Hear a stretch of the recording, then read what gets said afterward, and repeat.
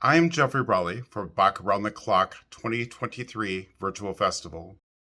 I will be playing the virtual organ from the Church of Our Lady in Adergas, located in Velesovo, Solvenia. Local organ builder Tomaš Močnik constructed a new instrument for this church in the year 2007. His Opus 14 is built in a very traditional manner and takes its inspiration from the Thuringian Baroque organs and patterned on instruments built by Zacharias Hildenbrandt. Johann Sebastian Bach was born in the Ernestine Saxon duchy town of Eisenach, Thuringia, and he certainly had plenty of Hildenbrandt instruments to play upon in his region. The two choral preludes presented are known as BWV 730 and 731 on the chorale Liebster Jesu, wir sind hier, or Dearest Jesus, we are here. I chose these two choral preludes for several reasons. The first choral prelude, BWV 730, is a 4 to 5 part harmonic treatment which can be used as an accompaniment to the chorale and is taken in a tempo that the chorale is usually sung in.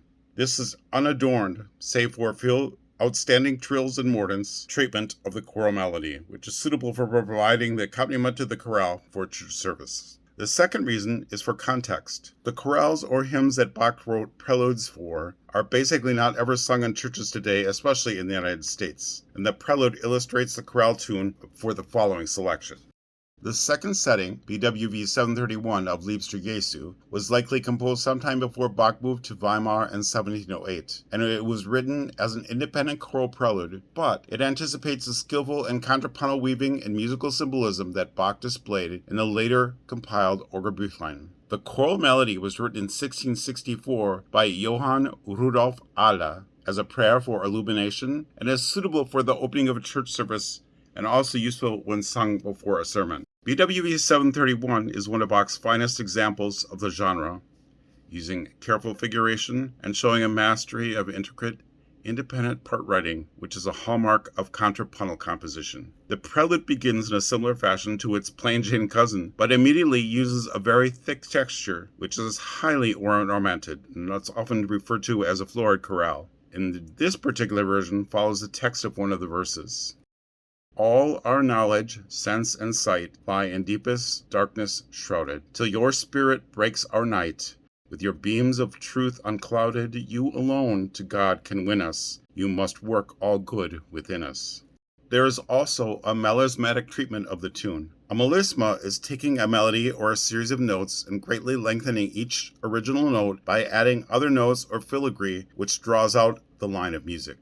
In singing, it is the stretching of one word over many notes. The tones can be harmonic, ornamented, passing, anharmonic, and even chaotic, as is sometimes the case with jazz and blues.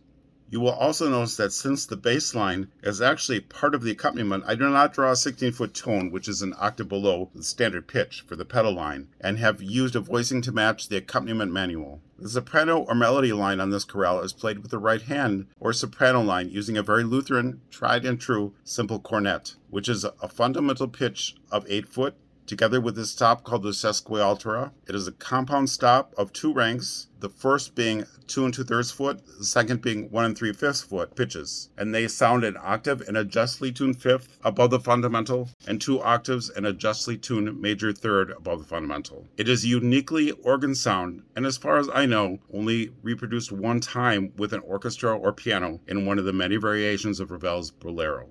I also make use of this instrument's tremulant, which is not a stop, but a mechanism that arrests and interrupts the wind supply to division to create a very human vibrato effect. Most of the organs recorded as a sample set have also been recorded with each stop and their respective tremulants, so what you are hearing is the actual pipe speech with the tremulant of that instrument.